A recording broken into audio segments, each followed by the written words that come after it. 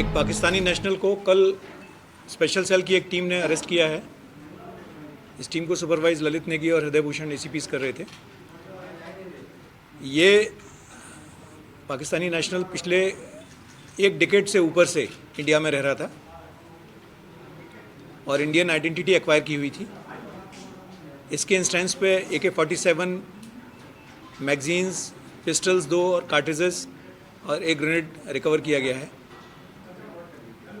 इससे इनिशियल जो पूछताछ है उससे पता चला है कि ये पिछले कई सालों से इंडिया में रह रहा था और सबवर्जिव एक्टिविटीज़ के लिए एक स्लीपर सेल की तरह काम कर रहा था। इसने इनिशियल पूछताछ में ये भी बताया है कि पास्ट में भी ये जम्मू कश्मीर और रेस्ट ऑफ इंडिया में कई टेरर एक्टिविटीज़ में इन्वॉल्व रहा है। उनका वेरिफिकेशन कर रहे हैं उन इन्वॉल्वमेंट्स का। और अभी फ़िलहाल में इसका इरादा जो इसको टास्किंग की गई थी वो की गई थी कि ये एक कोई टेरर एक्टिविटी इसको कैरी आउट करनी थी। जगह नहीं बताई गई थी, बट ये हथियार वगैरह जो हैं ये उसी टेररिस्ट एक्टिविटी को ऑर्केस्ट्रेट करने के लिए पहुंचवाए गए थे। इसकी हैंडलिंग पाकिस्तान ISI कर रही थी और ये पाकिस्तान ISI ने इसको ट्रेन करके, जैसा मैंने कहा कि एक डिकेड पहले जब इंडिया आया था तो इसको बांग्लादेश के रास्ते से सिलीगुड़ी बॉर्डर से इंडिया भेजा गया था। इसकी जो बाकी इन्वॉल्वमेंट्स हैं उनको हम वेरीफाई कर रहे हैं और इसके बाकी एसोसिएट्स को आइडेंटिफाई करने की कोशिश कर रहे हैं। जो समझ में आ रहा है वो ये कि इसने हर तरह का काम किया है, जैसा एक स्लीपर सेल की तरह किया है, जिसमें इसने कई बार सबवर्जिव एक्टिविटीज़ की हैं, टेररिस्ट एक्टिविटीज़ की हैं, कई बार कुछ एस्पेनेज के टास्किंग जब इसको हुई वो भी किए हैं। चूँकि ये एक इनिशियल स्टेज है तो बाकी इन्वॉल्वमेंट्स या बाकी जो चीज़ें आएंगी वो आपके साथ फिर जब कंफर्म हो जाएंगी तो आपसे रूबरू होंगे।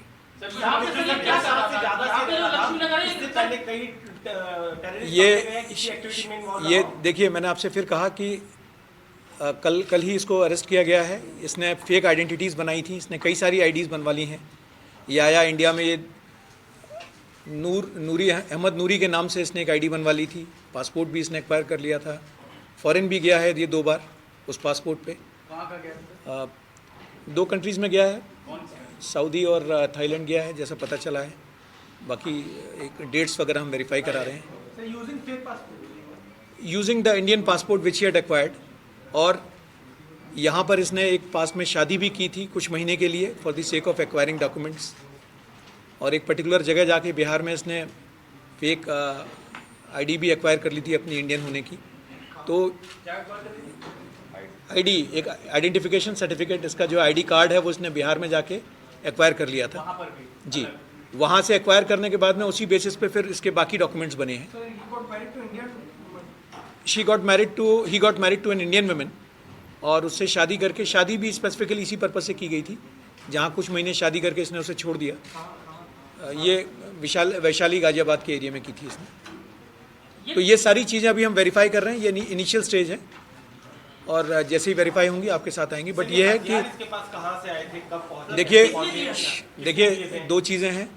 ये जैसा आपने पिछले भी हमने जो मॉड्यूल पकड़ा था उसमें बताया था कि जब इस तरह की टेरर एक्टिविटीज़ इनके हैंडलर ऑर्गेनाइज करते हैं तो नीड टू नो बेसिस पे चलाते हैं सो दैट ये पकड़े ना जाए। तो इसको एक पर्टिकुलर आदमी ने पाकिस्तान से टास्किंग की थी जिसका कोड नेम नासिर था। और जी, और उस टास्किंग के बेसिस पे इसको बताया गया था कि आपको वेपन कहाँ से मिलेंगे।